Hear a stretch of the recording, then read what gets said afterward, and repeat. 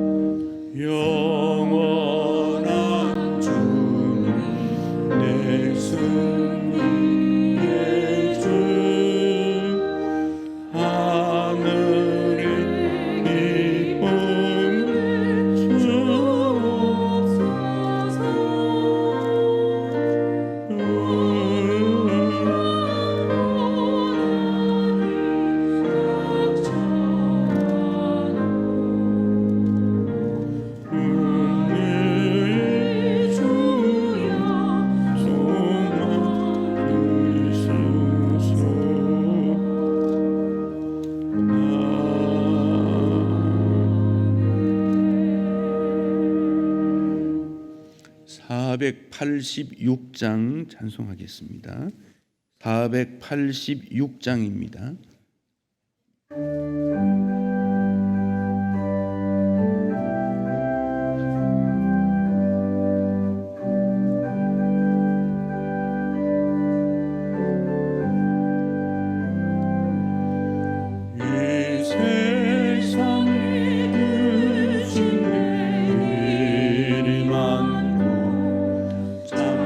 잠평안 놀라구나.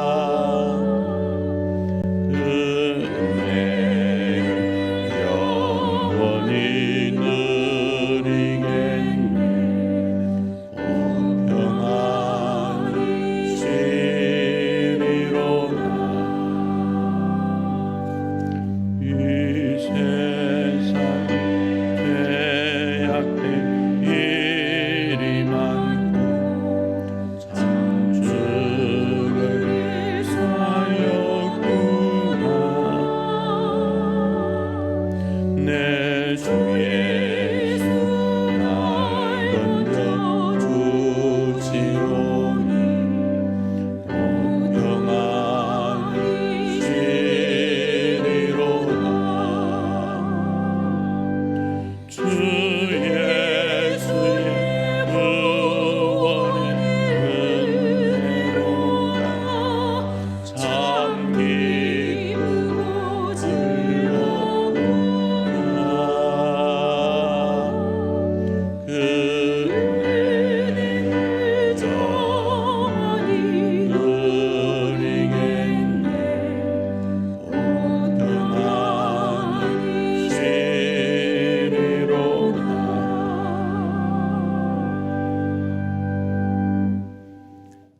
모든 생각들 내려놓고 하나님 앞에 영광된 예배를 올리기 원합니다. 조용한 기도로 주님 앞으로 나아가겠습니다.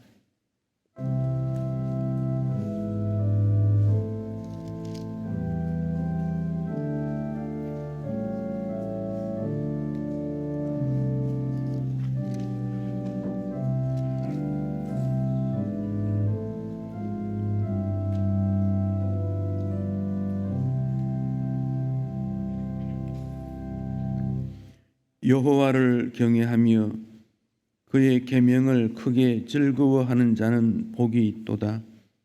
그의 후손이 땅에서 강성하며 정직한 자들의 후손에게 복이 있으리로다. 부와 재물이 그의 집에 있으며 그의 공의가 영구히 서 있으리로다. 아멘.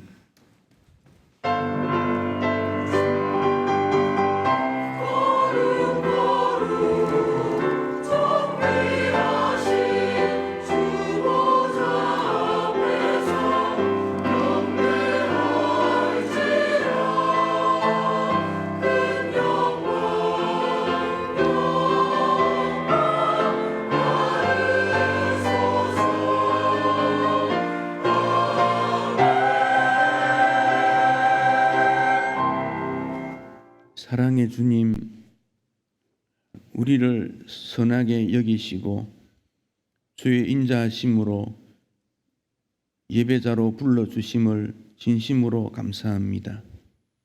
우리의 마음이 궁핍하고 세상 살아가는 일 때문에 상했고 석양 그림자같이 지나가는 인생이온데 우리를 예배자로 부르심이 얼마나 감사하고 감격한지 오늘도 하나님의 이름을 부르며 찬양하며 영광을 올려드리며 하나님 앞에서 우리 자신을 돌아보기를 원합니다.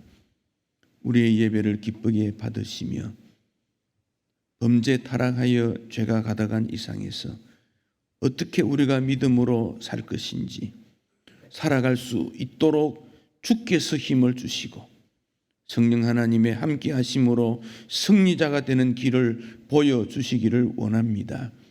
우리의 예배를 받아 주시옵소서. 예수님 이름으로 기도하옵나이다.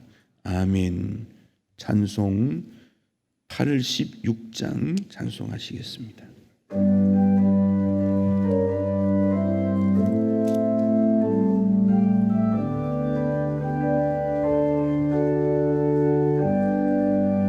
내가 의뢰지 않은 예수 나의 상처인 심령을 불쌍하게 여기사 위로하여 주시니 미쁘신 나의 좋은 죄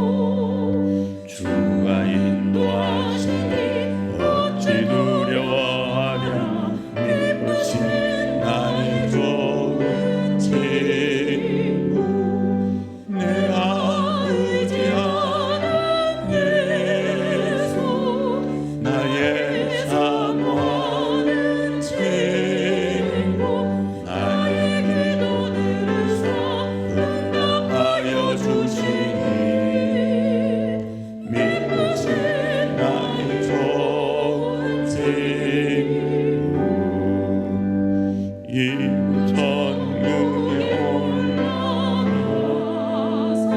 모든 성도들 다 함께 우리들을 구하신 주를 찬양하리라.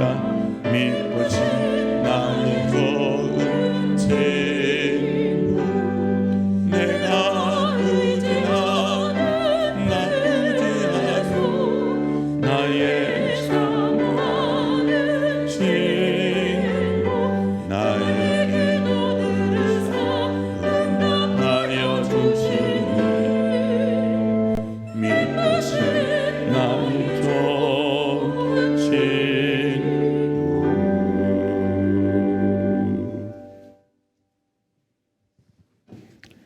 태풍이 올라온다고 합니다. 어쩌면은 이 땅에 죄악의 태풍이 그것보다 더 강할 수 있습니다. 이것은 죄의 용서와 하나님의 은혜로 맞게 되고 살아갈 수 있습니다. 지난날 우리 자신들의 모습을 돌아보고 참회의 기도를 올리기 원합니다. 여러분의 목소리로 주님 앞에 올릴 수 있으면 좋겠습니다. 기도하시겠습니다. 자비하신 주님, 미움과 다툼과 갈등이 많은 세상에 우리도 그 속에서 탄식하고 개인의 욕망을 가지며 나만을 위해 살아왔던 인생임을 주 앞에 고백합니다. 오 주님,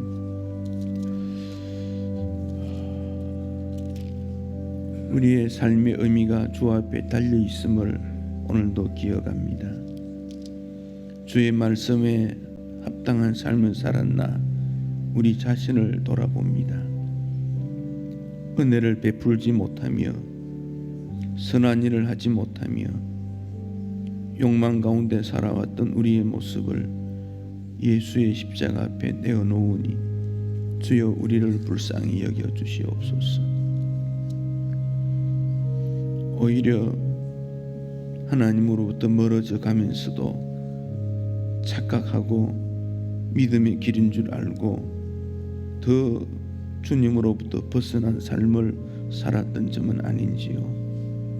오 주님, 우리의 죄악을 지워주시고 주 앞에 온전히 설 수 있도록 자비를 베풀어 주시옵소서.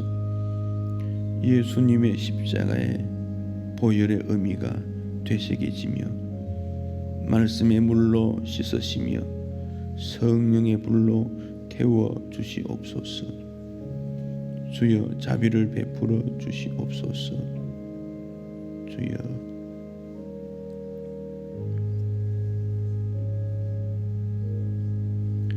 여호와 나의 하나님이여 나를 도우시며 주의 인자하심을 따라 나를 구원하소서. 여호와께서 그의 백성을 속량하시며 그 언약을 영원히 세우셨으니 그의 이름이 거룩하고 지존하시도다. 여호와를 경외함이 지혜의 근본이라. 그의 계명을 지키는 자는 다 훌륭한 지각을 가진 자이니 여호와를 찬양함이 영원히 계속되리로다. 아멘. 사도신경으로 우리의 신앙을 고백하겠습니다. 나는 전능하신 아버지 하나님, 천지의 창조주를 믿습니다. 나는 그의 유일하신 아들 우리 주 예수 그리스도를 믿습니다. 그는 성령으로 잉태되어 동정녀 마리아에게서 나시고 본디오 빌라도에게 고난을 받아 십자가에 못 박혀 죽으시고 장사된 지 사흘 만에 죽은 자 가운데서 다시 살아나셨으며 하늘에 오르시어 전능하신 아버지 하나님 우편에 앉아 계시다가 거기로부터 살아있는 자와 죽은 자를 심판하러 오십니다. 나는 성령을 믿으며 거룩한 공교회와 성도의 교제와 죄를 용서받는 것과 몸의 부활과 영생을 믿습니다. 아멘. 우리 교동문 대교리문답 106문과 107문입니다. 주보 3면에 있습니다. 대교리문답 제106문 제1계명에 있는 나 외에는 이라는 말씀은 우리에게 특별히 무엇을 가르칩니까?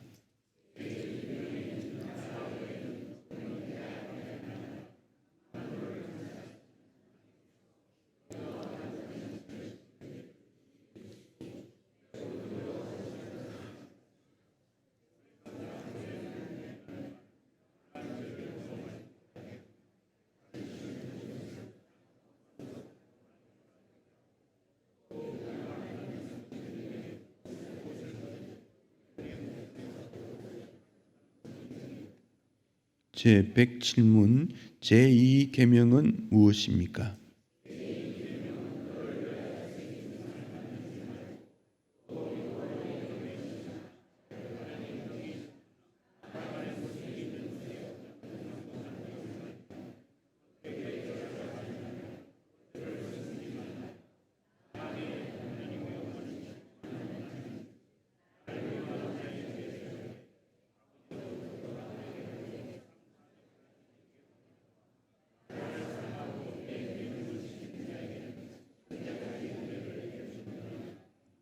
아멘.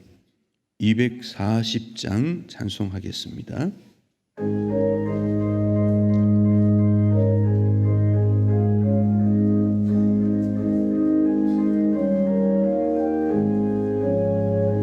주가 맡긴 모든 역사 힘을 다해 마치고 밝고 밝은 그 아침을 맞을 때 요단강을 건너가서 주의 손을 붙잡고 기쁨으로 주의 얼굴 배우리.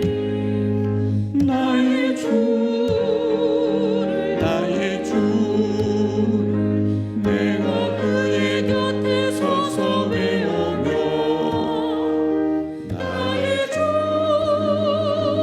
나의 주를 손에 못자국을 보아 알겠네. 하늘나라 앞에 절하고 온유하신 그 얼굴을 배울 때 이슬 옷을 내리하신 그신 사랑 고마워 나의 주께 기쁜 찬송드리리. 나의 주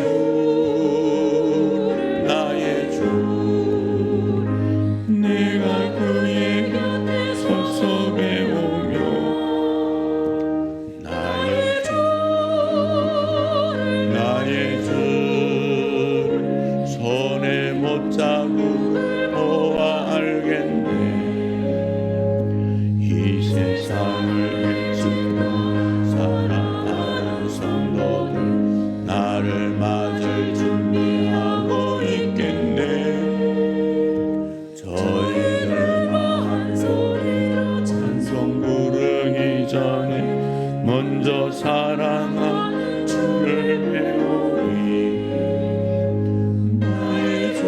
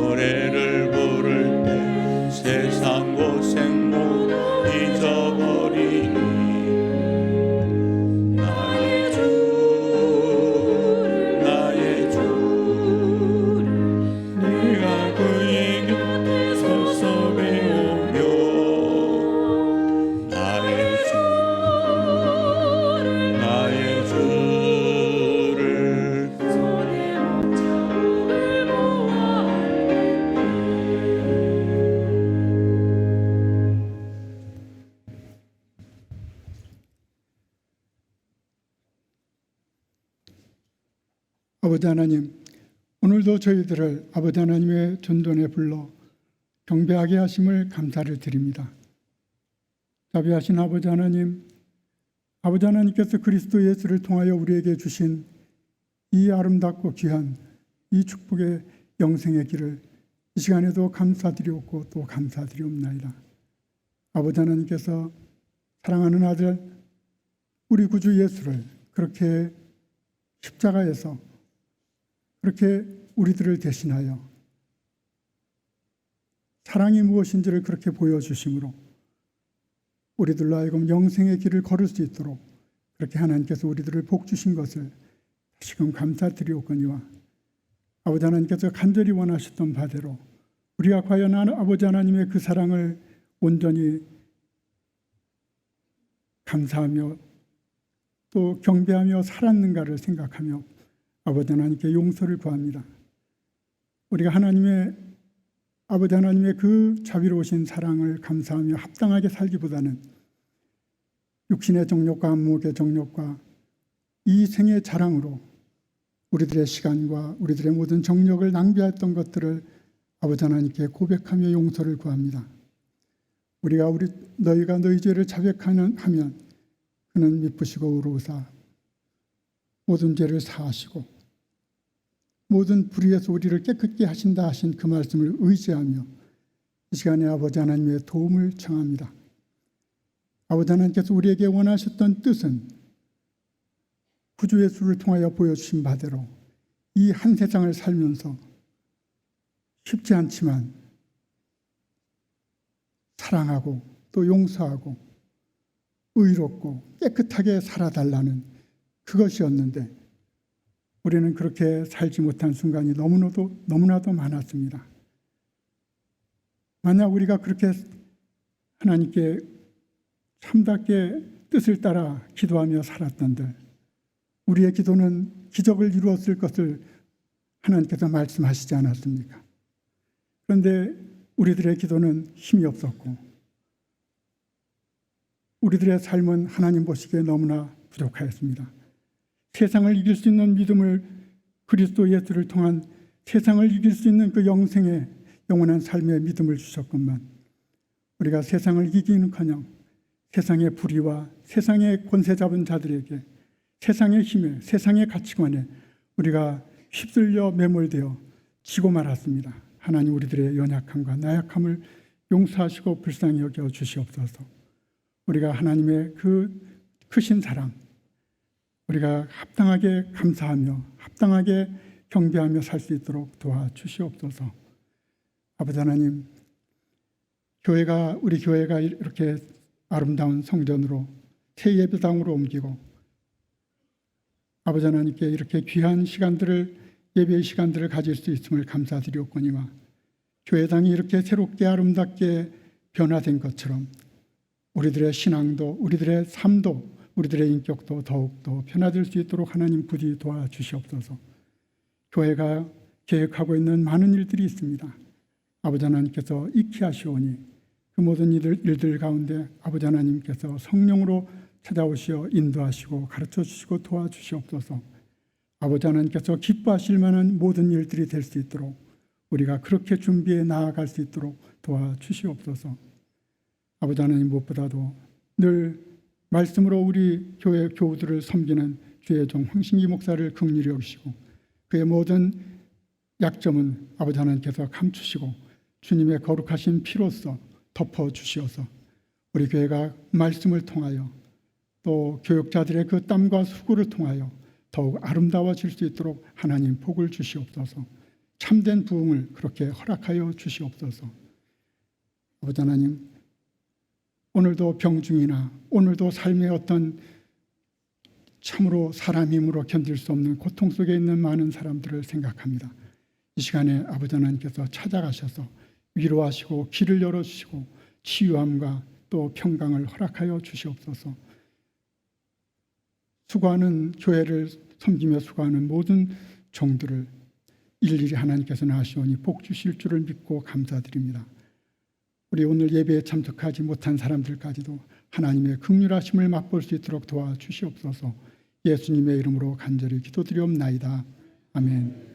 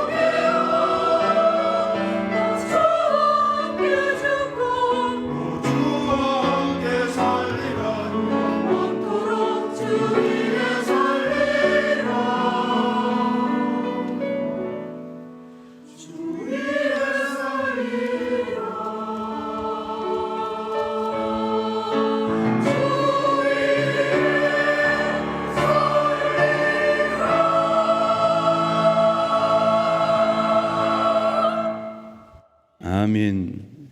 감사합니다. 에스겔 14장입니다.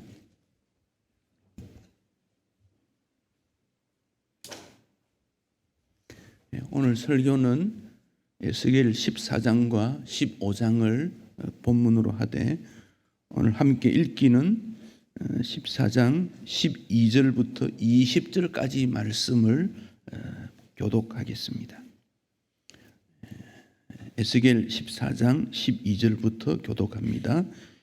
여호와의 말씀이 또 내게 임하여 이르시되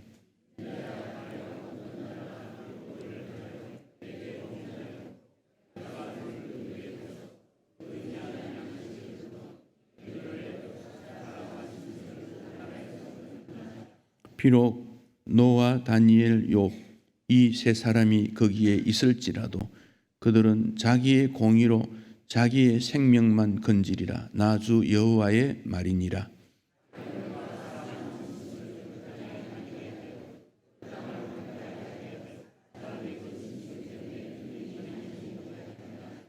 비록 이 세 사람이 거기에 있을지라도 나의 삶을 두고 맹세하노니 그들도 자녀는 건지지 못하고 자기만 건지겠고 그 땅은 황폐하리라. 주 여호와의 말씀이니라.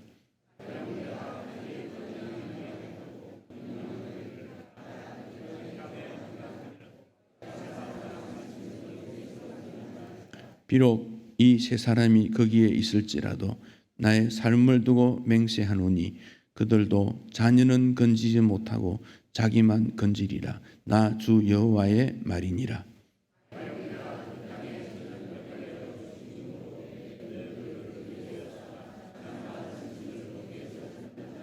함께 읽습니다.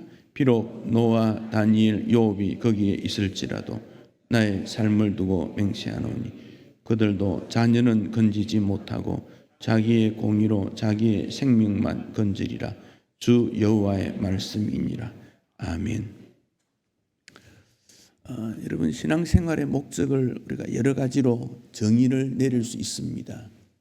그중 한 가지가 예수님을 닮는다 하는 겁니다. 히브리서가 그런 주장을, 그런 외침을 또 선포를 했습니다. 예수 그리스도를 바라보라. 예수님 닮아야 된다. 그렇게 말씀했어요. 여러분, 누구를 바라보고 누구 때문에 살아가고 있는지요? 나는 예수님 바라보고 예수님을 목표로 하고 예수님 때문에 살고 예수님 때문에 목적을 이루고 예수님께 영광을 올린다. 그런 결심이 날마다 있었어야 돼요. 여러분, 그렇게 살 수 있겠습니까? 자신이 없습니까? 여러분, 예배는 왜 드리지요? 여러분 위해 예배 드립니까? 나를 위한 예배가 아니고 하나님의 영광을 위해서. 그게 신앙생활의 핵심입니다. 그래서 성경을 하나님 중심이다. 내 삶은 하나님 중심이다. 그렇게 말합니다. 여러분, 이 말이 내 개인 생활과는 참 맞지가 않아요. 나를 위한 예배가 되면 좋겠고, 내가 행복하면 좋겠고, 내가 형통하면 좋겠고, 내가 축복받으면 좋겠고, 내가 잘 되면 좋겠어요. 그런데 성경은 하나님을 중심해야 된다. 그렇게 말씀해요. 그런데 대교리문답 2문에 가면 하나님을 기쁘시게 하고 즐겁게 하면 어떻게 되느냐라고 질문을 던지면서 하나님을 기쁘시고 즐겁게 하면 우리 마음에 평강이 오고 감사가 나고 기뻐지고 즐거워진다 그랬어요. 그러니까 1번, 2번 순서에 있어서 1번은 하나님의 영광인데 하나님 영광 위하면 그 다음 우리 마음에 행복과 형통과 평강이 온다 그 말입니다. 거꾸로 내가 행복하고 형통하고 잘되고 즐거워지면 내가 하나님 영광 위에 살지요. 요 차이점에 있어 하나님 중심이냐 사람 중심이냐 이렇게 갈라지는 거예요. 그래서 1순위에 하나님 중심이라는 것을, 하나님 영광이라는 것을 두어야 돼요. 여러분, 그렇게 사시기 바랍니다. 하나님 영광, 하나님 중심, 하나님 기쁘시게 산다. 이게 핵심이에요. 그러니까 모든 성도의 삶은 예수님을 닮아서 하나님 앞에 영광이 되는 것이 우리 신앙생활의 목표고 신앙생활의 길이다. 그 점을 생각하셔야 돼요. 우리 그런 말이 있지요. 생김새가 비슷하면, 무늬만 비슷하면 똑같은가? 그런 말들을 합니다. 울릉도에 너도 밤나무라는 종류가 있대요. 밤나무가 한 100그루 있었는데 99그루인데 그 중에 하나가 나무 사이에 있었다는 거죠. 그런데 생기기가 꼭 밤나무처럼 생겼다는 거예요. 그래서 100그루가 되면 좋겠는데 한 그루가 밤나무가 아니니까 물어보는 게 너도 밤나무냐? 그러니까 그 나무가 나도 밤나무다 대답했다는 거지. 그래서 잎도 비슷하고 키도 크고 높고 열매도 밤이 맺고 그렇다는 거예요. 그런데 그 밤나무의 열매가 땅에 떨어졌을 때 주워서 삶아 먹어보면 쓰고 먹지를 못한대. 그래서 그 나무 이름이 너도 밤나무. 이제 너도 밤나무. 성도인 줄 알고 믿음 생활 잘하는 줄 알고 우리 주님께서 충성스럽게 쓰인 줄 알고 그를 하나님 불러서 쓰려고 보니까 겉모습은 성도인데 속은 성도가 아니더라 그 말이지. 너도 성도냐? 이래 질문하지 않겠어요? 그죠? 그럼 여러분 뭐라고 답변하겠습니까? 나도 성도다 그러겠어요? 뭐라고 답변하겠습니까? 무늬만 그리스도인, 십자가를 장식으로 생각하고 헌신 없는 그리스도인, 그런 점에 대해서 에스겔서에 지적을 하고 있습니다. 14장 1절에 보면 이스라엘 장로 두어 사람이 에스겔에게 나왔다 그랬습니다.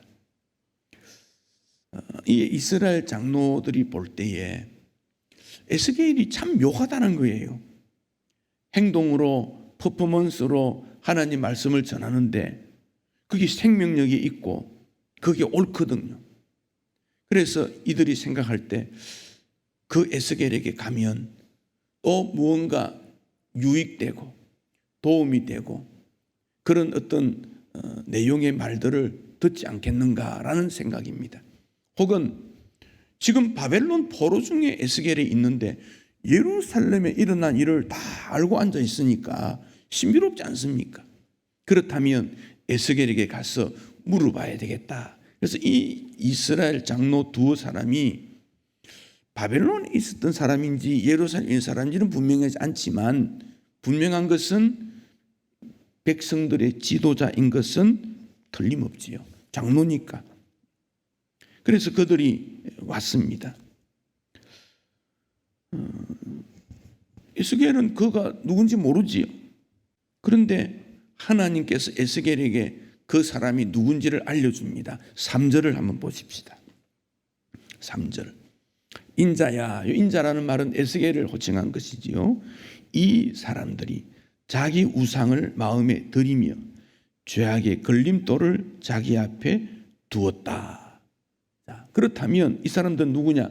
이중성을 띤 지도자였다는 거지요. 자기 우상을 마음에 들이며, 우상을 왜 숭배합니까? 자기를 위해 두는 거예요. 자기를 위해. 또 하나 죄악의 걸림돌. 이 걸림돌은 올무라는 겁니다. 올무. 짐승을 잡으려고 올무를 만들어 놓으면 거기 지나가는 짐승이 사로잡히면 빠져나올 수가 없어요. 죄악의 올무에 빠져 있는 사람, 빠져나오지 못하는 사람, 이들이었다 하는 점을 보여줍니다. 그 내용이 반복적으로 나옵니다. 7절을 보십시다. 7절, 14장 7절. 이스라엘 족속과 이스라엘 가운데 거류하는 외국인 중에 누구든지 나를 떠나고 같이 읽겠습니다.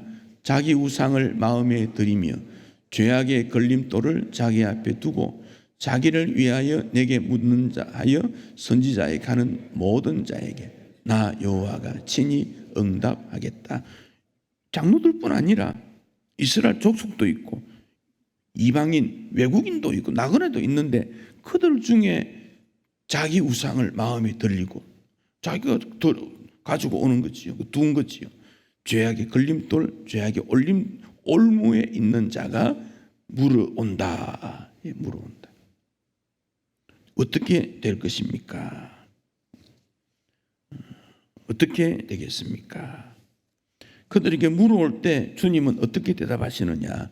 6절 뒷부분에 보면 너희는 마음을 돌이켜 우상을 떠나고 얼굴을 돌려 모든 가증한 것을 떠나라.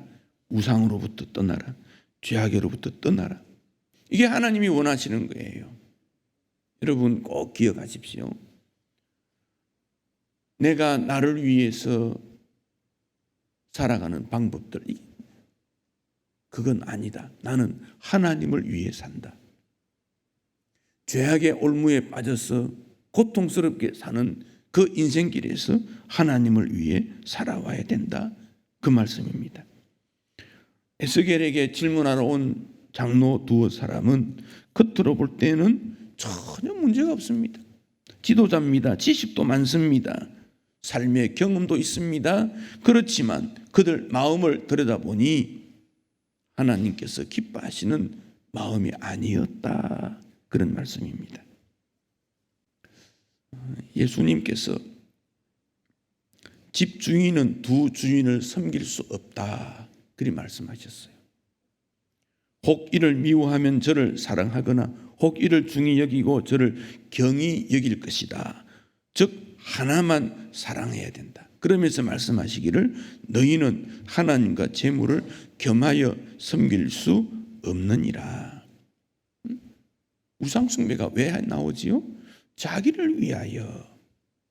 오늘 우리가 이 땅을 살아갈 때 하나님 중심이 아니면 재물이나 세상 권세나 세상 지식을 따르는 일을 가게 되는데 두 가지를 겸비할 수는 없다. 물론 권력도 있고 재산도 있고 명예도 있는 그런 경우가 있겠지요. 그러면 그 사람은 어떻게 살아야 됩니까? 그것을 통해서 더 하나님 앞에 영광 되도록 그런 말입니다. 그러니까 다윗이 하나님에게 칭찬을 듣는 이유는 다윗이 그런 고통과 괴로움 삶을 통해 결국 왕이 되는데 왕이 된 그가 하나님 앞에 더 경배를 올렸습니다. 나의 왕, 나의 주. 그러니까 다윗이 하나님으로부터 존귀함을 받지 않습니까? 내 신분이 어디에 있든지 관계없이 나는 하나님의 영광을 위해 산다. 그것을 기억해야 합니다.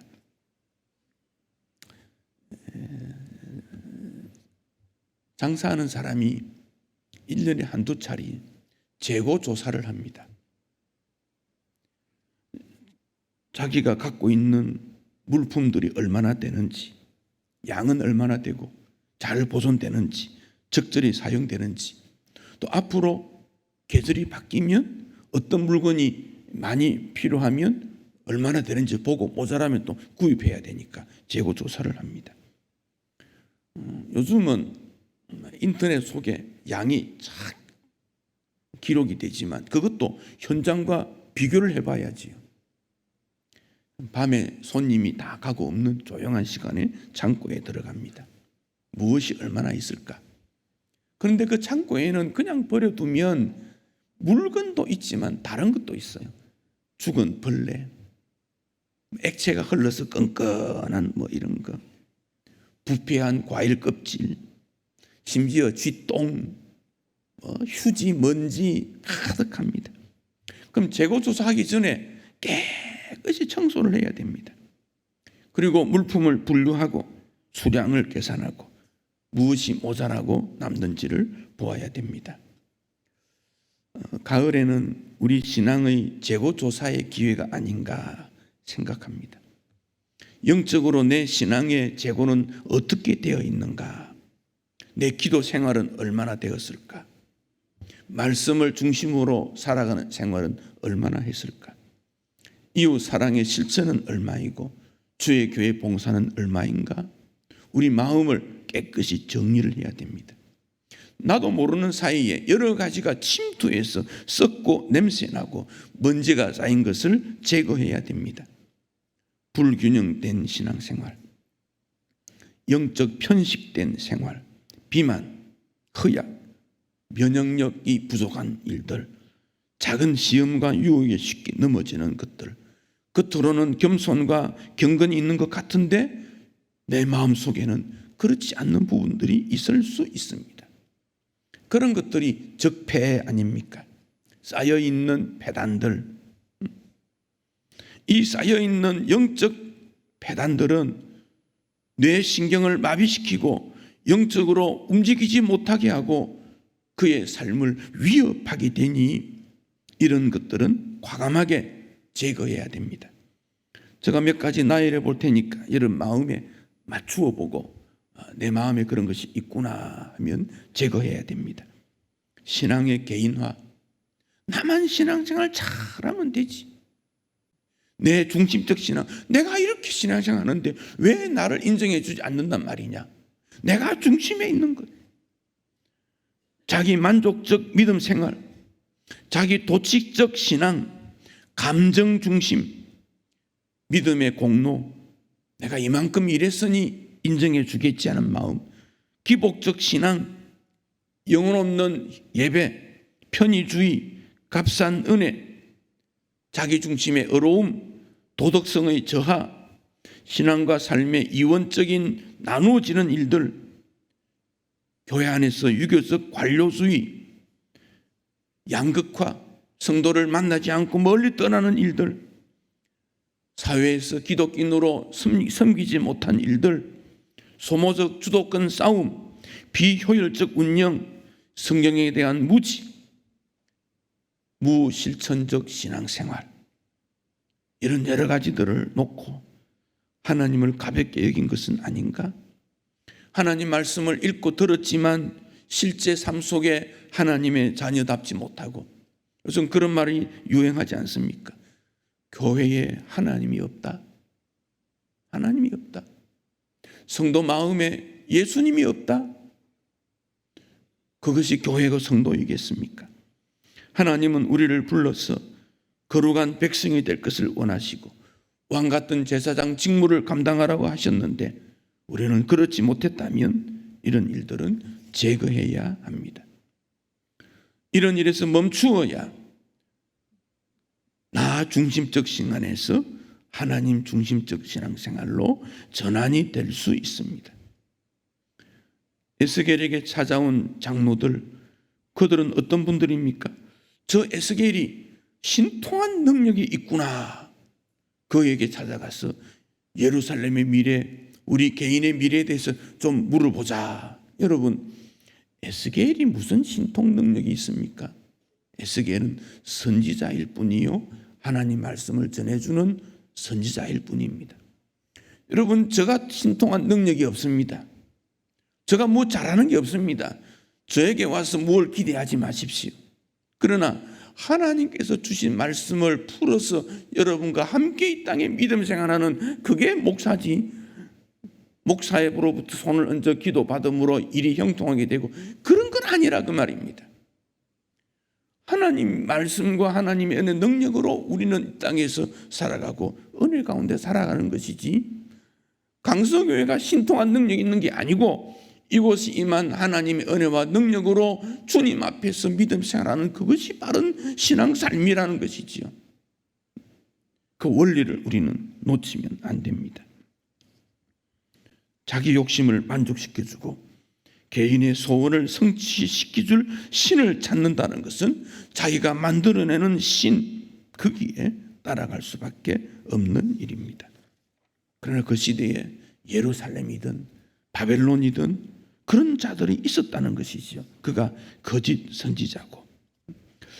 9절 말씀에 보면 선지자가 유혹을 받고 말을 하면 나 여호와가 그 선지자를 유혹받게 하였음이거니와 내가 손을 펴 내 백성 이스라엘 가운데 그를 멸할 것이다.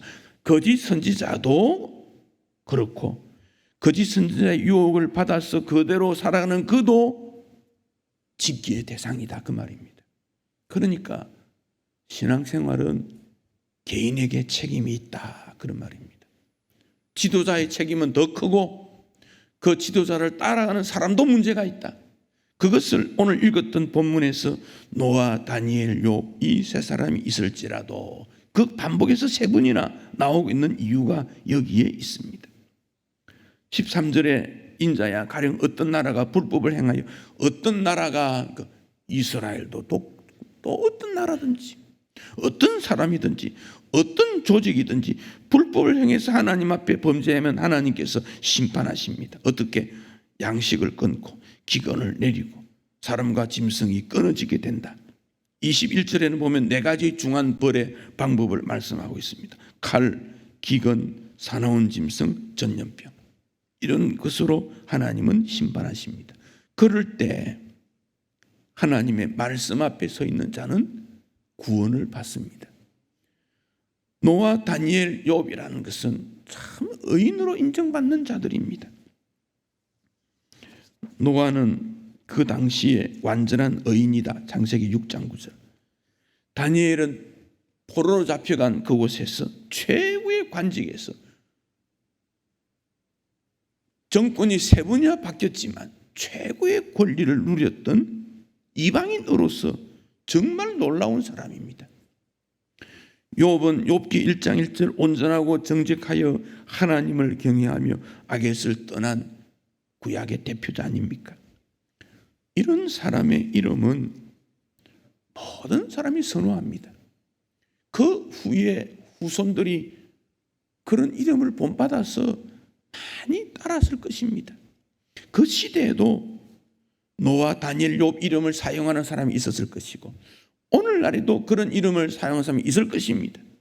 그것은 의인답게 믿음으로 살겠다는 고백이지요.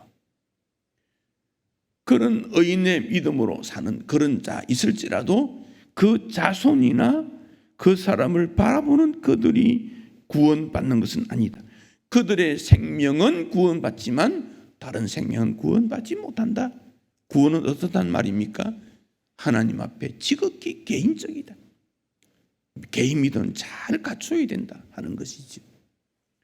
내 할아버지가, 내 아버지가 믿음 생활 잘하기 때문에 내가 자동적으로 구원받을 것이다. 그런 일은 없다는 겁니다. 그러므로 우리 청년들도 정말 믿음 생활 잘해야 돼요. 분별력 없는 어정쩡한 삶을 살아서는 안 됩니다. 내가 교회 등록하고 오래된 교인이니까 그것으로 구원받는 것이 아닙니다. 정통 교리를 따르고 오직 믿음을 외치는 교회에 등록된 교인이니까 그것으로 구원받는 것이 아니라는 것입니다.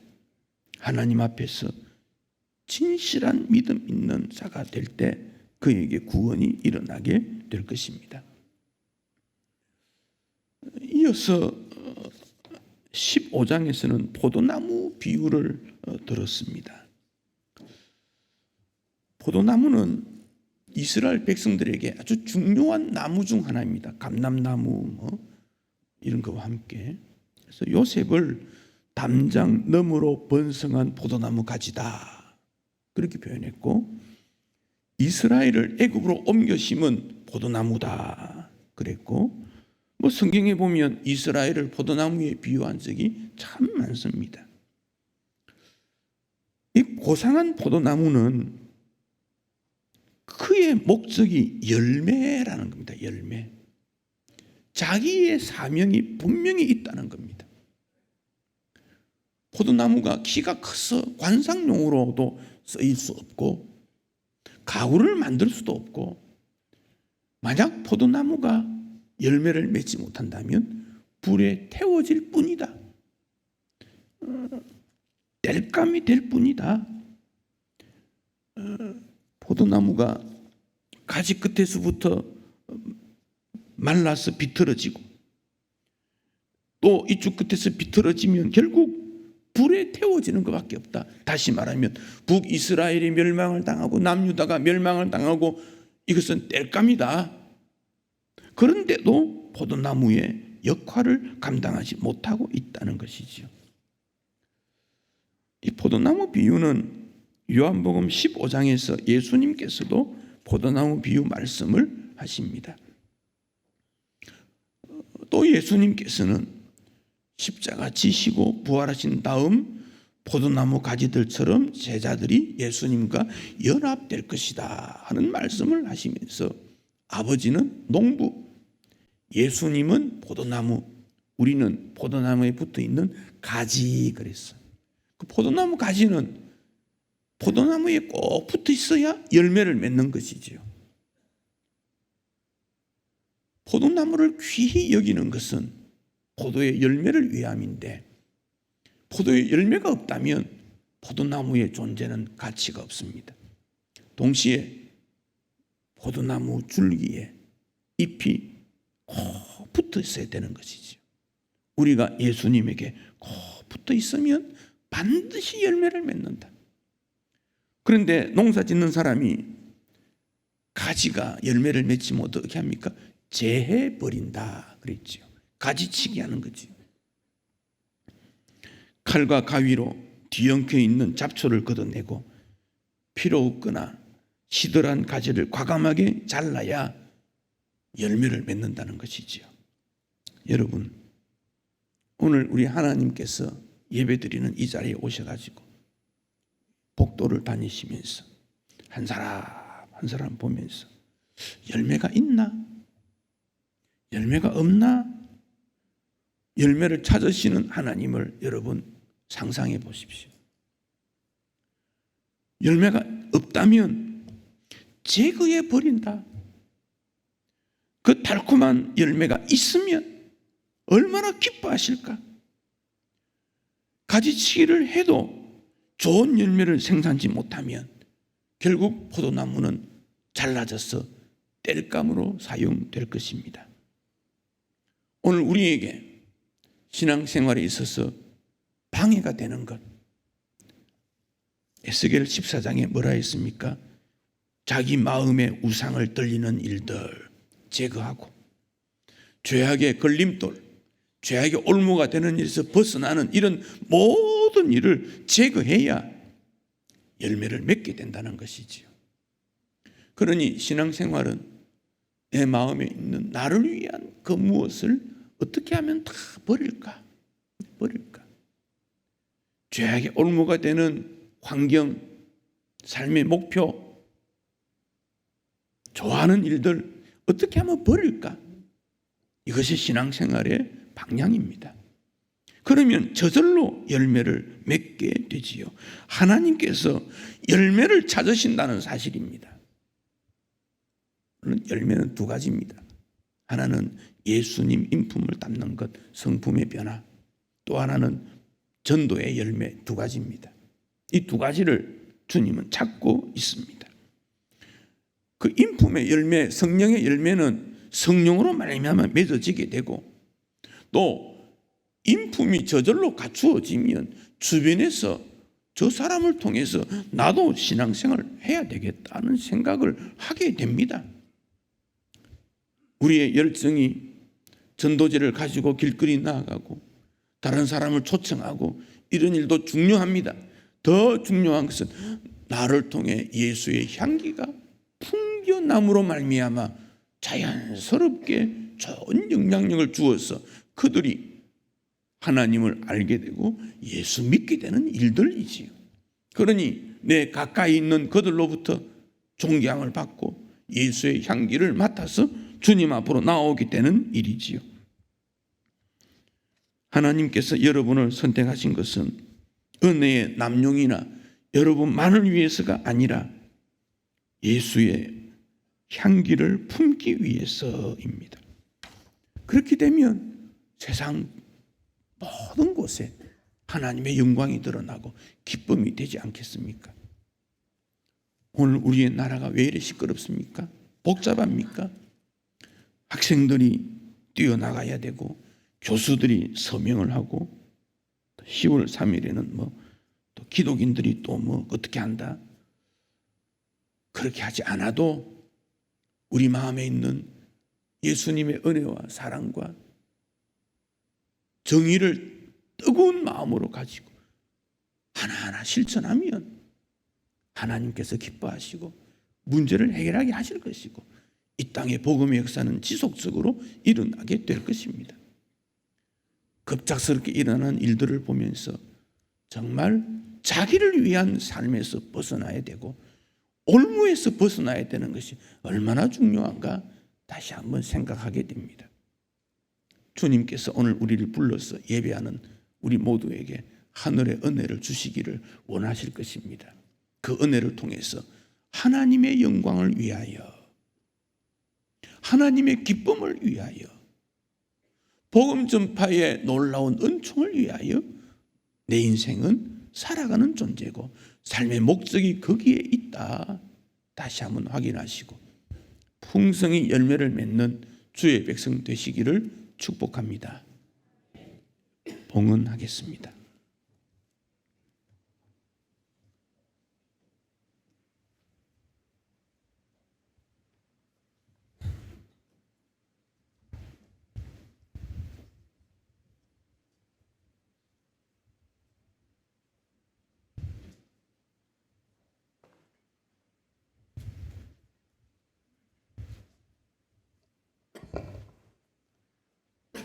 전지전능하시고 거룩하신 사랑의 하나님 아버지, 저희들을 주님 전으로 모아 예배드리게 해주시니 먼저 감사를 드리옵고, 참 진리의 거룩한 말씀을 듣게 해주시니 감사를 드립니다. 아버지 하나님, 이 말씀 붙들고 한 주간에도 승리할 수 있는 저희들 되게 인도하여 주시옵소서. 지금 드리는 이 헌금을 주님께서 받아주시옵고, 드리는 손길마다 주님께서 축복하여 주실 믿사옵고, 관리하는 손길들도 주님께서 축복하여 주시옵소서. 감사드리옵고 예수님의 이름으로 기도드리옵나이다. 아멘. 543장 찬송하겠습니다.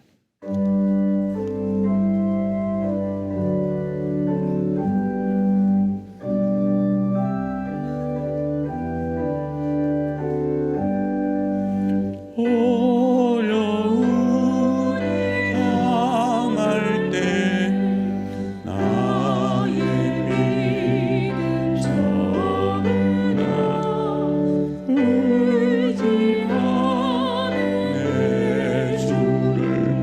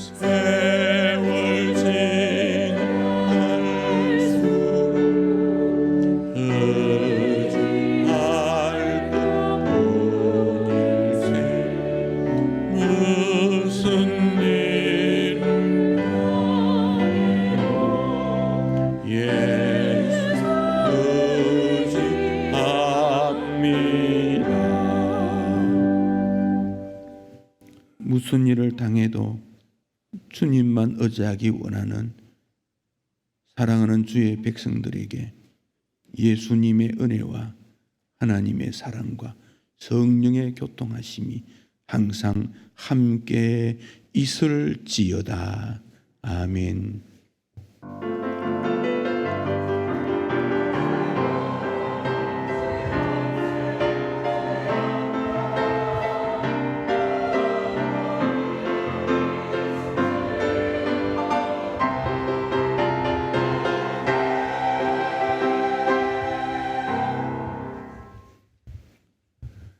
오늘 오후는 우리 백희근 목사님 원래 특강 강사로 오셔서 말씀 전해 주실 겁니다. 10월 둘째 주일이 50주년 기념 날인데 우리 교회를 거쳐갔던 분들이 그날 이렇게 초청을 좀 받아서 오기로 돼 있는데 그분들에게 다 문자로 보내고 편지를 보냈는데 오시는 일이 쉽지 않을 것입니다. 또 멀리 계신 분도 계시고 그래서 오신 분들도 또 연락이 있고 중요한 것은 여러분의 자녀나 가족들을 여러분이 좀 초청하시면 좋겠어요. 여러분 자녀들이 여기서 주일학교, 중고등부, 청년회 다 거치지 않았습니까? 그분들이 중요한 대상자 아니겠습니까? 그래서 그분들이 둘째 주에 맞춰 오실 수 있도록 오후 3시 30분이니까 뭐 예배 같이 들어도 좋고 또 자기 섬기는 교회에서 예배 드리고 오후에 오셔도 되고 그래서 그분들을 위해 여러 가지 준비를 하는 게 있는데 그래서 참석 수가 확정이 되어야 준비를 할 수 아니겠습니까? 그래서 9월 마지막 날까지 체크를 합니다. 그런 분들을 여러분 50주년 기념위원회에다가 좀 이렇게 말씀을 해주시고 또 그런 분 외에도 여러분의 이웃의 중에 우리 교회 50주년인데 한번 가보자. 그날 오후에는 찬양이 상당히 많이 있습니다. 그래서 함께 예배 드리면 좋은 기회가 될 수 있습니다. 그런 분들도 함께 참여하시면 좋겠습니다. 다른 광고는 주보를 참고하시고 날씨가 바람이 좀 많이 분다고 하니까 그렇다고 우리가 위축받을 필요는 없습니다. 우리 옆에 분들과 서로 인사하고 격려를 좀 나누시면 좋겠습니다. 축복합니다. 사랑합니다.